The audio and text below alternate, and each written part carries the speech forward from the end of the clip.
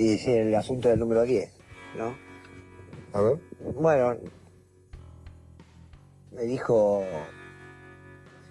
un curador inglés muy viejo que se podía llegar hasta 9. Como que, más o menos lo que me decís vos. Si uno llega al máximo, al otro día se pega un tiro.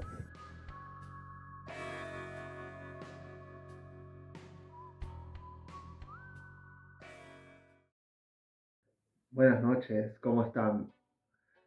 A las 20 horas de este jueves los invito a meterse con todo el doble sentido del mundo a esta hora paulítica. Esta es Pau y bueno, aquí me tienen con un enfoque más enfocado, con un hi-fi, una high definition como tiene que ser.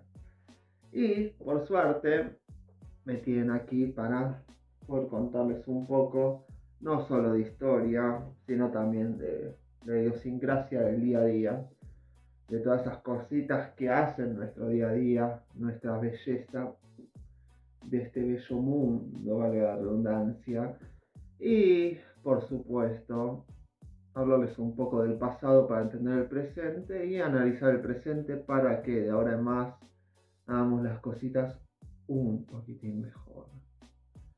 Así que los invito a quedarse, a darle like, a suscribirse y por supuesto a activar la campanita, porque si no nunca les va a llegar las notificaciones, y si no rompemos el maldito algoritmo, ¿qué corno vamos a hacer con nuestra vida? Porque de papas fritas y de tokens nos vivimos, más allá de que los cripto bros nos hagan creer otra cosa. En esta hora política vamos a hablar sobre la posición argentina en estos días que tanto hablamos de la neutralidad, y les pido perdón, pero estoy un poquito resfriado. Así que por ese motivo vas a verme con el pañuelito a cada rato secándome las velas, porque hasta que las velas no ardan no voy a dejar de hablar.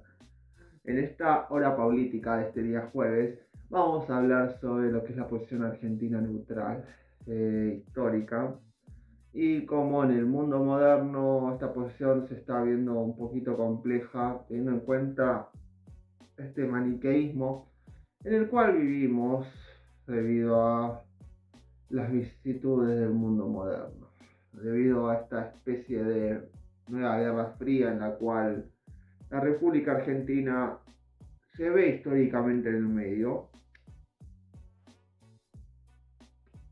cómo se ha tratado de ir,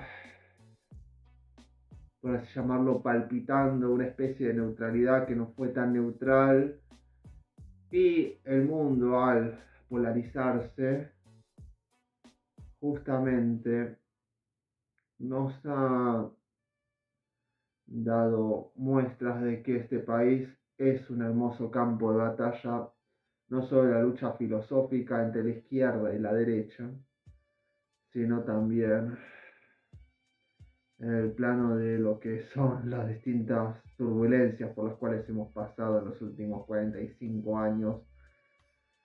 Que si ustedes tienen alguna duda pueden ir tanto al canal de Pelavisión, donde están todos mis programas, como también a mi canal Paulítica, el cual se pueden suscribir también, así pueden también ayudar a esta creadora de contenido. Y ahí pueden ver donde yo teorizo que la Argentina se jodió. Se jodió por el peronismo, por el irigoyenismo, por la inestabilidad. Bueno, van a averiguarlo yendo a los videos, porque si les spoileo acá, no me van a subir las views, chicos. Así que nada.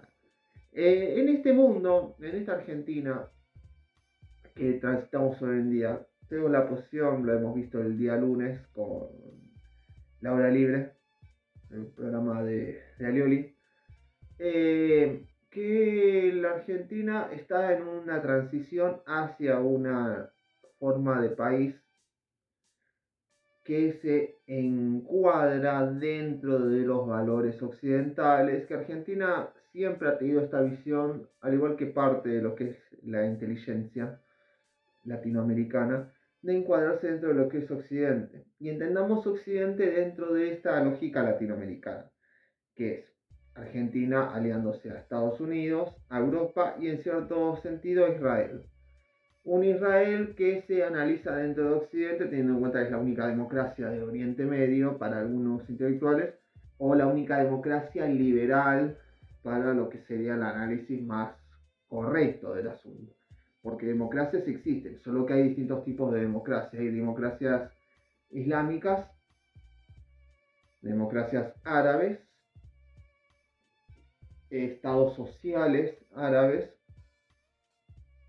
que para darles ejemplos, Gaddafi, Al-Assad, Nasser, han sido ejemplos históricos que fueron derrocados justamente cuando esos intereses, Saddam Hussein, esos intereses terminaron siendo vistos como un ataque a la democracia y la libertad. Y bueno, sabemos que cuando democracia y libertad faltan, viene el American Eagle con sus tanques, con su propaganda, y establece justamente lo que es: vamos a analizar qué hacer con este pueblo sometido y vamos a liberarlo y vamos a darle un poco de democracia y libertad. Y de paso agarramos un poquito de petróleo, obvio, ¿no? Porque el petróleo es la sangre vital, al igual que la democracia y la libertad para cierto país del norte.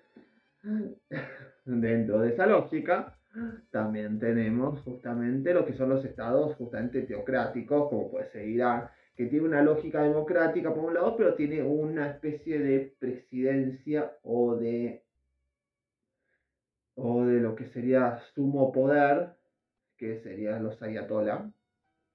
En lo que es Arabia Saudita es una monarquía islámica. Y en este cuadro, Israel justamente es una democracia liberal, lo que entendemos, partidos políticos, un partido más de izquierda, con el Partido Laborista, que tuvo a Golda Meir en su momento, en los 60-70, en la época de la guerra, una de las tantas guerras que tuvo Israel, creo que fue la de Yom Kippur.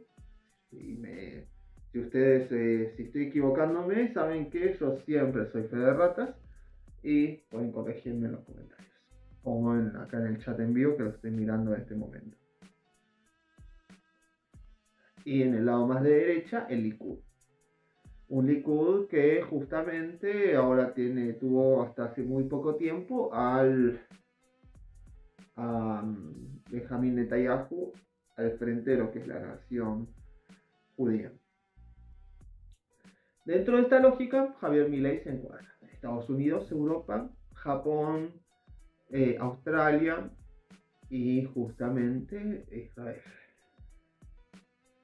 Que no es una posición rara. Algunos momentos en la República Argentina, como en el caso del menemismo, en alguna pequeña cantidad durante el macrismo, que duró solamente 4 años, y bueno, y ahora durante el gobierno de Milei se encuadra dentro de la lógica occidentalista. Después tenemos la lógica de lo que son los países llamados del mal, el eje del mal, Rusia, China, las teocracias, que es la lógica en la cual el socialismo rosa o el socialismo del siglo XXI, lo que serían los estados europeos menos intervencionistas, que justamente no se plegaron a lo que fue la invasión de Irak durante los años 2000. Y justamente al aparecer esta lógica, se estableció un paralelismo de la Argentina con, por ejemplo, países como Francia, como España, ante los gobiernos del PSOE, durante la época del kirchnerismo. Y anteriormente, en la época de los años 80, durante el alfonsinismo, con lo que fue el alfonsinismo respecto a lo que sería el socialismo. Entendamos socialismo como laborismo, no socialismo, porque esto hubiera sido un pequeño paréntesis. No entendamos socialismo, socialdemocracia, comunismo, marxismo como una cosa sola, una pequeña línea histórica. El socialismo es preexistente al marxismo. El marxismo es lo que llamaríamos socialismo científico, que sería el análisis histórico a través de lo que es el materialismo dialéctico de lo que es un estado social donde el proletariado entiende su posición respecto a la burguesía, toma los medios de producción, los expropia, crea una dictadura del proletariado y en base a ese socialismo se va en camino hacia el comunismo, que es un estado sin clases, un estado de las cosas donde no hay, o sea, la división del trabajo y todo eso no es por clase social, puede ser en base a otros motivos. En ningún caso histórico se ha logrado llegar al comunismo.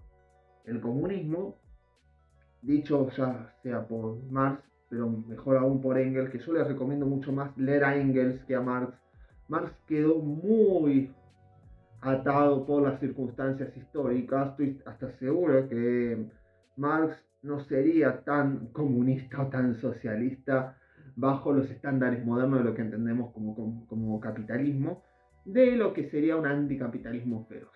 Yo creo que el estado de las cosas del mundo capitalista desde los tiempos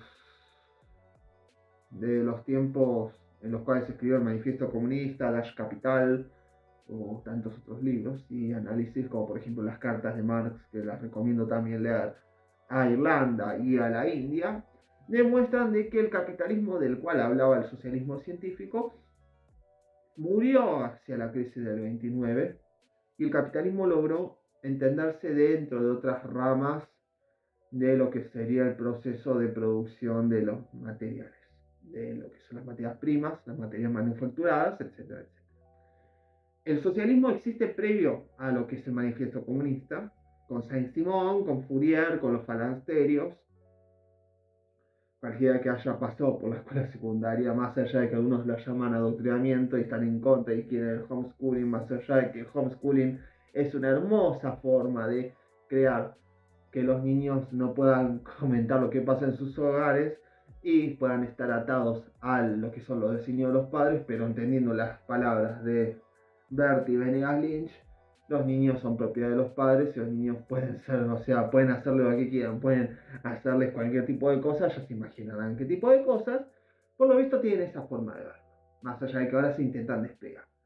Pero bueno, entendiendo que esa lógica de ciertos personajes hace que todo sea una gran confusión. Pero cualquiera que haya ido a la escuela primaria, secundaria en especial y en la universitaria y haya tenido un poquitín de ganas de curiosear y haya leído un maldito artículo de Wikipedia, no les pido leer mucho, un artículo de Wikipedia al día y van a estar bien, se dan cuenta de que el socialismo tiene una praxis preexistente al marxismo de Marx y Engels, la redundancia o Marx. Y entendiendo esta lógica, ¿qué es lo que hicieron los estados capitalistas? Lograron hacer justamente una especie de sociedad liberal donde se tomen unas banderas liberales, pero sí se tenga en cuenta al proletariado y se pueda establecer una lógica donde los individuos puedan reclamar sus derechos, tener derechos y que el Estado justamente atienda no solo a las mayorías y no solamente sea la salvaguarda del capital privado. Dentro de esa lógica tenemos a Bismarck, el Estado benefactor, anteriormente Inglaterra con las Poor Laws, que es algo muy, muy anterior a lo que sea, ya creo que ya desde el siglo XVIII habían algunos edictos de las Poor Laws, pero esto se va a establecer como políticas de Estado dentro de lo que sería la Europa central, la Europa continental y el Reino Unido y Gran Bretaña. Alrededor del siglo XVIII, Bismarck hacia el cuarto final del siglo XIX y durante gran parte de lo que sería el siglo XX inicial y el siglo XX, años 20, 30, durante la época de Roosevelt, perdón, salió medio alemán, Roosevelt, Truman y Eisenhower en Estados Unidos hasta los años 50. Después, justamente de lo que llamaríamos la edad dorada del capitalismo, el ordoliberalismo alemán, que sería una especie de liberalismo que ahí es donde Milley habla de que el neoliberalismo es algún invento que no es, o sea, los años 80, sino que es algo inventado por Rousseau, que era un intelectual y un economista que teorizó hacia 1938 la idea de un nuevo liberalismo, y el ordoliberalismo del milagro alemán de los años 50, años 54, que va a constituirse dentro de lo que es la edad de oro capitalista.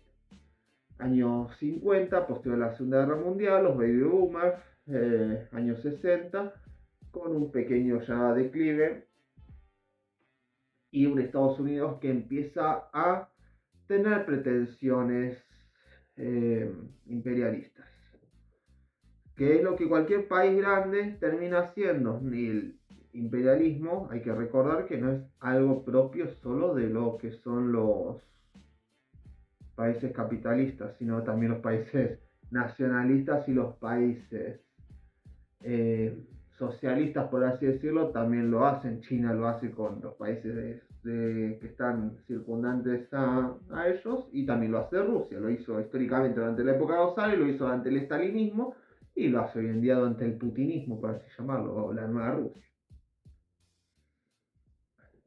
Entendiendo esto, para hacer este pequeño croquis, para cualquiera que quiera sacarse un 10 en Sociedad y Estado, entendamos que la Argentina, durante los años 80, se asoció a lo que es la socialdemocracia europea, el alfonsinismo, lo que es la renovación radical, y el radicalismo históricamente ha tenido una posición socialdemócrata, ha intentado ser la socialdemocracia argentina, una socialdemocracia con caracteres alemanes, con caracteres franceses, por así llamarlo, ciertos caracteres de lo que sería la República Española previo a lo que sería la Guerra Civil Española, del año 36 al 39. Dentro de sus particularidades, pero entendiendo que el radicalismo, tanto versión personalista durante la época de Irigoyen, durante la Primera Guerra Mundial, posterior a la Primera Guerra Mundial, durante la época de Alvear, y hasta el derrocamiento de Irigoyen de septiembre del año 1930, ha tenido una posición neutral. En la Sociedad de Naciones, les recuerdo, y ahora les voy a dejar un hermoso tape en blanco y negro que constituye el primer meme de la historia. Y les digo, el primer meme de la historia, uno de los primeros memes, no voy a decir el primero, pero uno de los primeros memes de la historia es argentino. Así que viva Argentina, vamos carajo, mi país.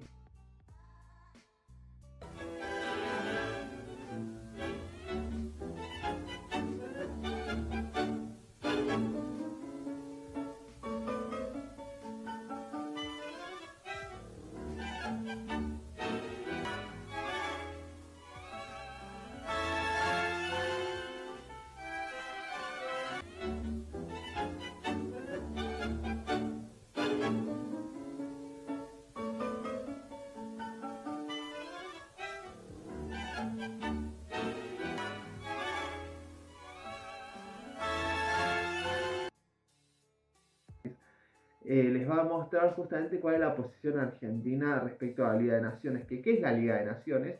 Lo que estuvo antes de la ONU, de la Organización de Naciones Unidas. Que demuestra que pese a Argentina ser una potencia que acumuló capital durante la época del PAN, y que rompió relaciones con el Vaticano, y que estuvo del lado de Inglaterra, ese imperialismo capitalista pre-Estados Unidos, Argentina siempre tuvo una posición neutral. Los padres fundadores del orden conservador y los intelectuales de ese tipo de sociedad se establecieron dentro de que Argentina tiene que organizarse, tiene que constituir un poder militar para poder tener una imposición respecto a las fronteras, respecto a cualquier invasión externa, y obviamente una acumulación de capital que le permita justamente acceder a lo que son los beneficios de lo que puede ser una gran potencia. Por ese motivo, tanto Roca como Irigoyen podían tener diferencias, y sus partidarios podían tener diferencias muy fuertes respecto a su forma de ver la acción social de cuál era el rol del proletariado, la clase obrera y la clase media que estaba en ciernes por aquellos años, pero ante el orden internacional, Irigoyen y Roca y cualquier intelectual y cualquier político tenían la posición de que Argentina no podía ser el patio trasero ni de alguna potencia occidental ni de alguna potencia oriental, que no habían potencias orientales, por así decirlo, porque China aún no había llegado a la revolución del año 49 y Rusia estaba recién constituyendo lo que era el esquema capital comunista, socialista, estalinista, hacia recién el año 30, cuando después del gran quiebre, el estalinismo pasa a controlar lo que es la nación, que es la central de esa confederación barra unión de repúblicas socialistas soviéticas, la URSS. Así que entendamos que el esquema Europa, Inglaterra y Estados Unidos justamente a los que tenían la batuta del orden internacional y el orden ricardiano de las labores. Dentro de esa posición, Argentina siempre tuvo el esquema de tratemos de matar la neutralidad, no mandemos soldados a conflictos porque esto va a constituir que seamos colonia de una especie de poder plenipotenciario externo a nosotros. Estas lecciones de cuándo vienen, de la época de Alberdi. Las cartas de Alberdi respecto a la posición de Bartolomé Mitre con respecto a la guerra que tuvo Argentina y la Triple Alianza con Paraguay son más que elocuentes, entendiéndose que Argentina, al aliarse a los intereses de Pedro I y Pedro II de Brasil, iba a causar que la República Argentina siempre esté, por así llamarlo, siendo lacayo de este país, que tenía que ser un vecino y tenía que ser un aliado comercial y un aliado militar, pero terminamos siempre sirviendo a los intereses de ellos. Por ende, terminamos justamente haciendo lo que Brasil nos dice y hasta el día de hoy seguimos viendo a que Brasil nos compre autos, que Brasil nos compre maquinaria, porque si no, no podemos sobrevivir. Terminamos siendo la Canadá de Brasil en vez de nosotros poder ser los amos de nuestro propio destino. Dentro de esa lógica, por desgracia, el gobierno actual no entiende de que tenemos que leer un poquito más a Alberdi y entender un poquito más la idiosincrasia de Roca, más allá de que se llenan la boca con Alberdi y con Roca, pero ninguno calculo que Milei o sus intelectuales, posiblemente la sí, pero otros no creo que hayan leído en profundidad a esos founding fathers argentos como tenía que leerse. Y dentro de esta lógica de la República Argentina, podemos entender que la neutralidad, la posición de no alineación, va a continuar, así como continuó durante el PAN, durante el irigoyenismo o personalismo, como quieran llamarlo, el alvearismo, que nunca se constituyó, pero pongámosle el alvearismo, y el segundo irigoyenismo hasta el golpe del 30, se constituye de una manera determinada. Esto se corta obviamente con el golpe militar, el intento corporativista. Recordemos que las naciones, los estados sociales empiezan a ganar potencia, es la crisis del modelo liberal, la primera crisis del modelo liberal.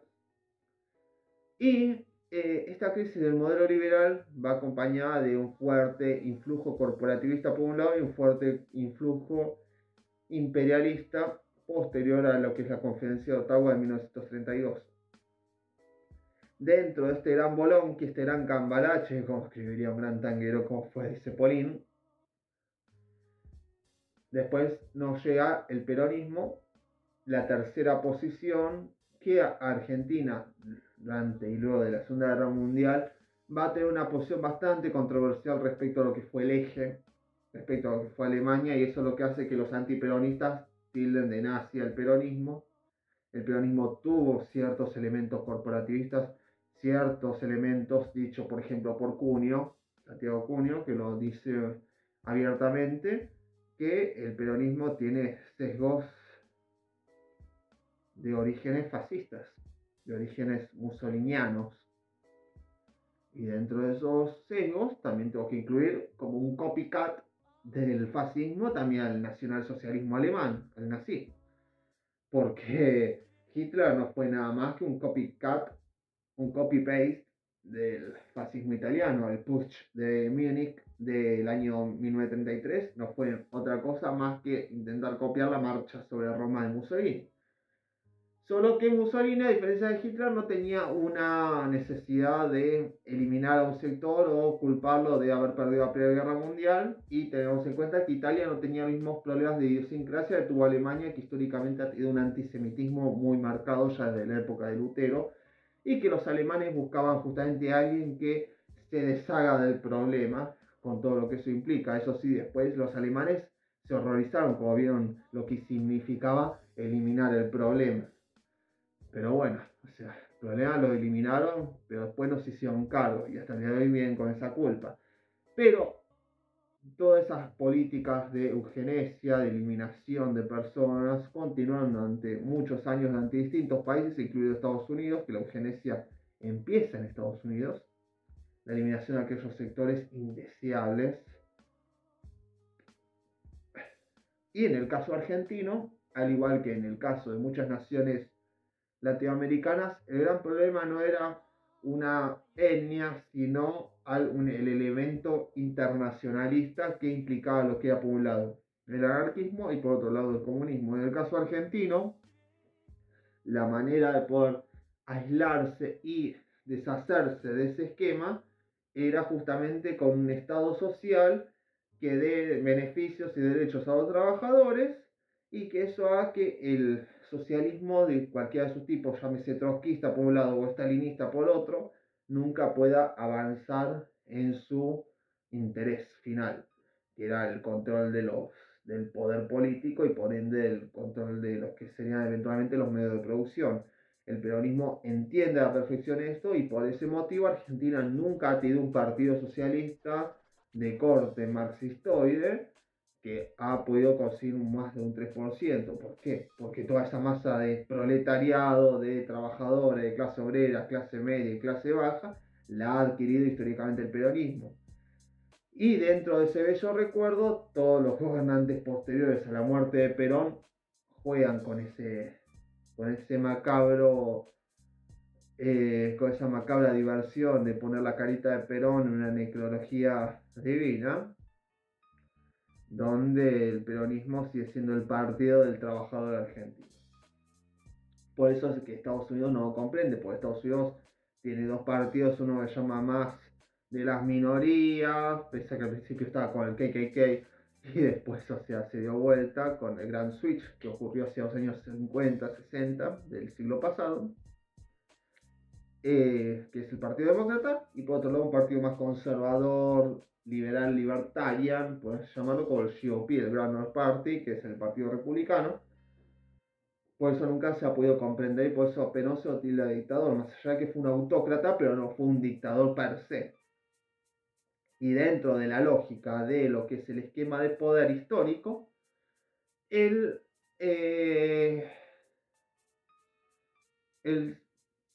por así llamarlo, el monopolio de la diplomacia argentina se ha mantenido históricamente en una cuerda floja a lo largo y ancho de la Guerra Fría, con la excepción de la última dictadura, donde al principio la última dictadura fue apoyada por el comunismo y por la Unión Soviética, y a posteriori fue apoyado por lo que fue los Estados Unidos, con obviamente el quiebre que ocurre hacia el año 80, 81 y obviamente con todo durante la guerra de Malvinas, durante el cual Argentina hace un hermoso collage de participantes donde reciben, no sé, exocets o aviones de Israel, aviones de Cuba, de México, de la Unión Soviética, de Venezuela y varios otros países, donde no podemos entender muy bien la posición argentina. Y obviamente hay un apoyo de la CIA, lo que llamaríamos el Plan Cóndor, más allá de que algunos no estén de acuerdo.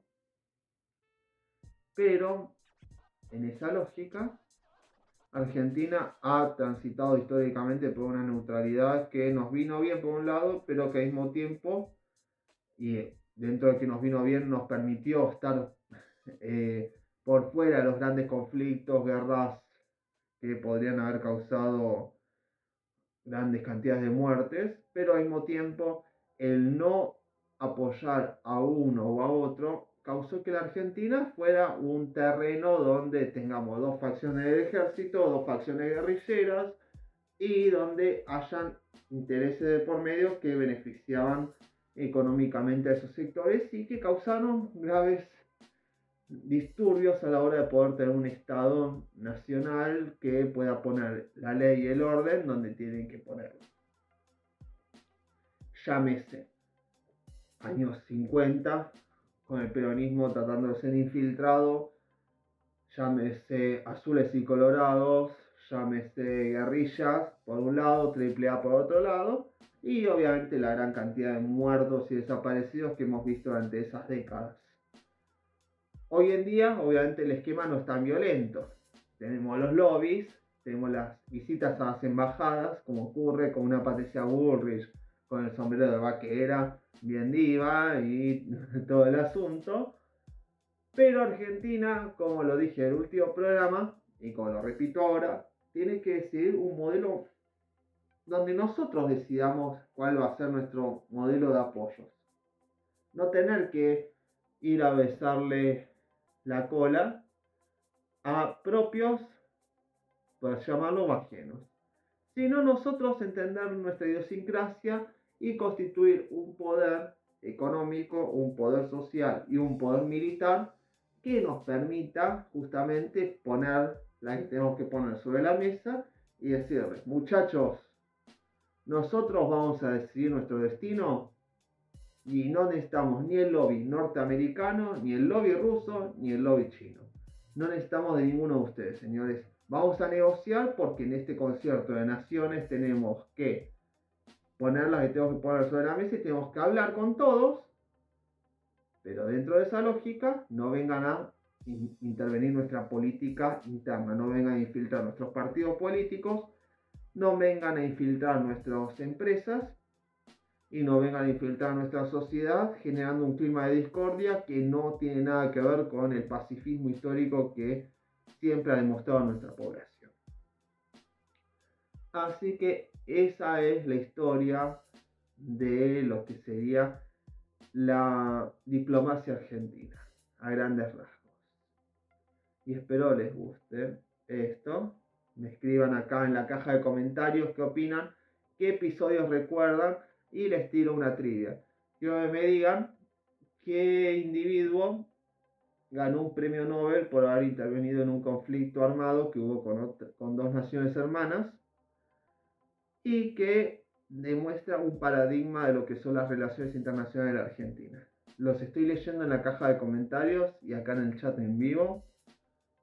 Y los voy a dejar con un clip que les va a encantar de un gran humorista que nos dejó hace bastante tiempo y que para mí expresa a la perfección lo que tendría que ser la posición argentina frente al mundo. Con ustedes, el gran Cantinflas. Esta es Pau, esto es La Hora Política y les mando un beso enorme, donde quieran. Nos vemos el próximo jueves. Adiós.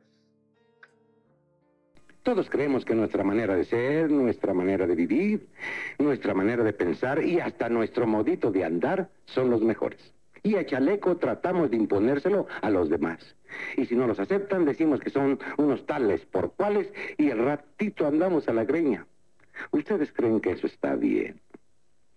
Tan fácil que sería la existencia si tan solo respetásemos el modo de vivir de cada quien.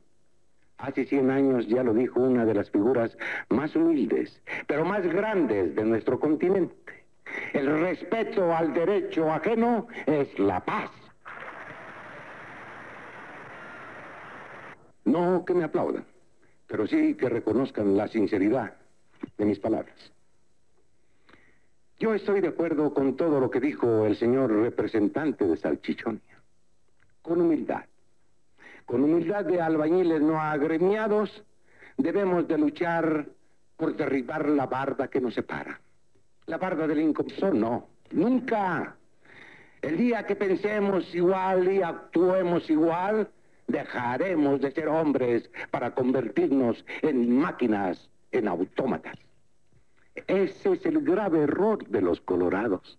El querer imponer por la fuerza sus ideas y su sistema político y económico.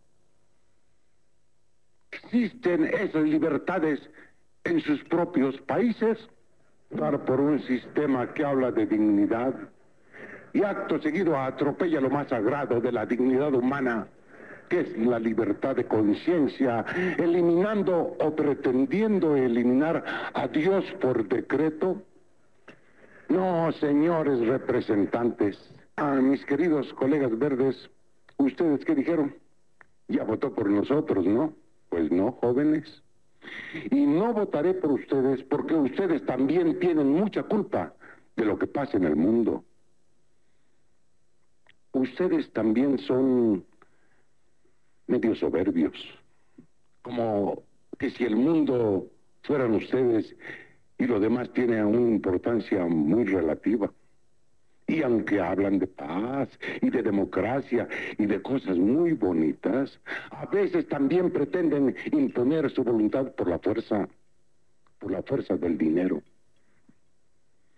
Yo estoy de acuerdo con ustedes en que debemos de luchar por el bien colectivo e individual, en combatir la miseria y resolver los tremendos problemas de la vivienda, del vestido y del sustento.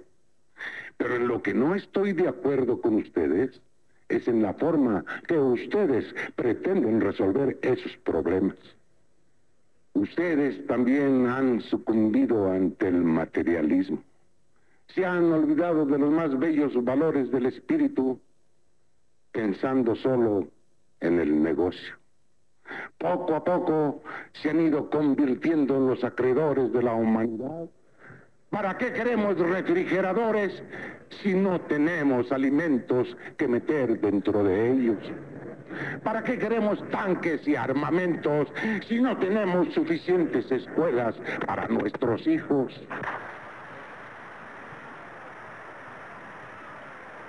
El hombre piensa en la paz, pero no solamente impulsado por su instinto de conservación, sino fundamental.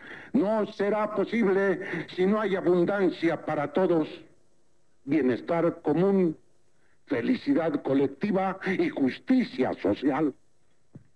Es verdad que está en manos de ustedes, los países poderosos de la tierra, verdes y colorados, el ayudarnos a nosotros los débiles, pero no con dádivas, ni con préstamos, ni con alianzas militares.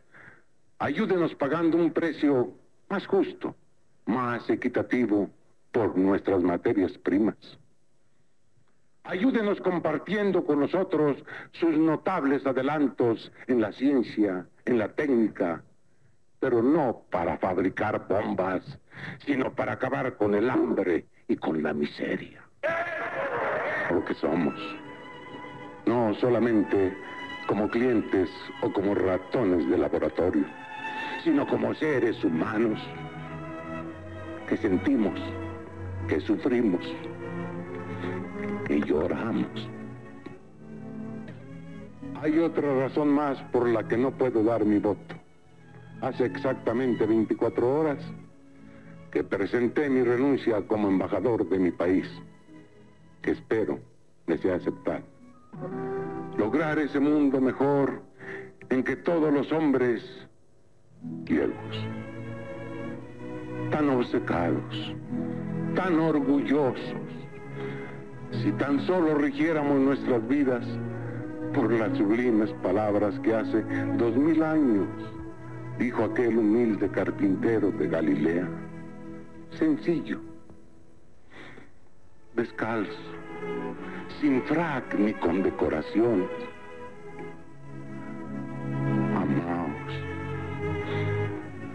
Amaos los unos a los otros.